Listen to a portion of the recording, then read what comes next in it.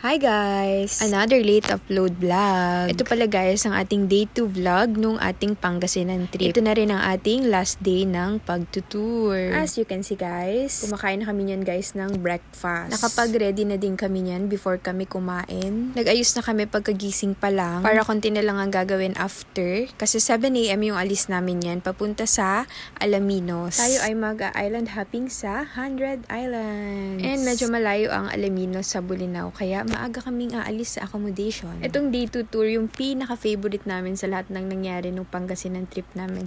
So ayan guys, papunta na kami nito sa Alaminos, Pangasinan. Kasi doon yung 100 Islands. And ayan, nakatulog kami sa biyahe since medyo maaga pa rin to. And charan! Papunta na kami nito sa boat para mag-island hopping. And ang first island natin is Monkey Island. We're going to Monkey Island. Going to Monkey Island. Nung araw na to, on the way, marami akong na-video. Pero nung time na nandun na kami sa mga island, sobrang onti na lang. Dahil na-enjoy ko talaga tong day 2 na to. Na-enjoy ko yung island hopping. And ayan si ate, yung tour guide sa aming boat. Sobrang bait niya ni ate and caring. And ang ating first island is Monkey Island. Ayan, ang ginagawa dyan, nagpakain ng mga monkey. Ihahagis mo yung saba na saging, tas yun, kakainin nila.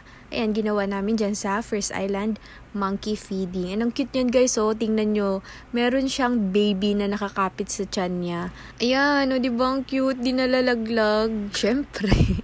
Cute nila. And ito naman, nasa next island na kami. Pangalawa, ang Governor's Island. Dito ang ginawa lang namin, nagpicture-picture. Dito yung island na nag-zipline yung iba. Ayan, yung activity na pwedeng gawin dito, yung ziplining. Kaso hindi namin in-avail yun kasi ang mahal. Again, ang unti lang ulit nang na-take ko dito.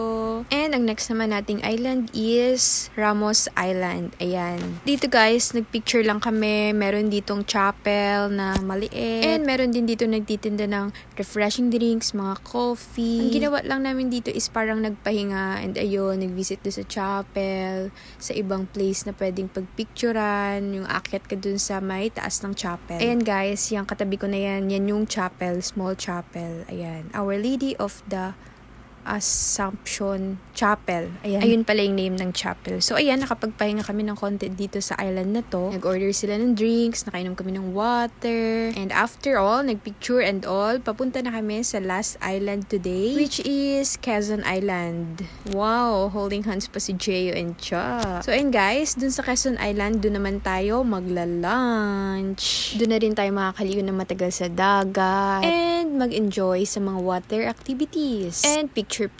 Basically, doon na sa island na yon kami maraming time. At ayun na rin yung last stop namin for today's island hopping. And we're here at Quezon Island. Excited na kami dito guys kumain kasi gutom na rin kami and medyo pagod and init. So, ayan, ang aming food. Ang sarap, puro seafood. Alam nyo ba guys, ang pinaka-favorite na part ko sa trip na to, yung pagkain, yung mga pagkain, lalo na sa accommodation, ang sasarap. Tapos, hindi pa limited, buffet siya, tapos hindi sila madamot, yung mga nagsuserve. So, yun talagang favorite part ko dito, yung food. Tapos sa mga pinagagawa namin sa island hopping, sa Sungayan Grill, ang sarap ng mga food, lalo na yung liempo. And ayan, bago ang lahat, kumain muna kami kasi kami ay mga gutom na. Tapos, nag-ayos ng mga sarili at nag-picture-picture and nag-water activity. Isa lang yung in-avail namin dito kasi ang mamahal, yung hurricane lang, yung medyo sulit and enjoy. Ayan guys, yung hurricane. Hesitant pa ako niyan kung sasama ako dyan nung una kasi nga ang mahal. Pero sumama na lang din ako and si Kim. And sobrang saya niyan guys. Nakakatakot siya. Pero hindi naman the whole 15 minutes. Mabilis yung ikot niya. So parang may pahinga din yung pagsisigaw nyo. Tsaka kapit na lang kayo mabuti. Meron pang ibang water activities dyan. Pero ayun lang yung in-avail namin. And after no, nag-swimming lang kami. And then, ayan, pauwi na. Pagod na. And picture konti sa boat. Pabalik sa lupa. Wow.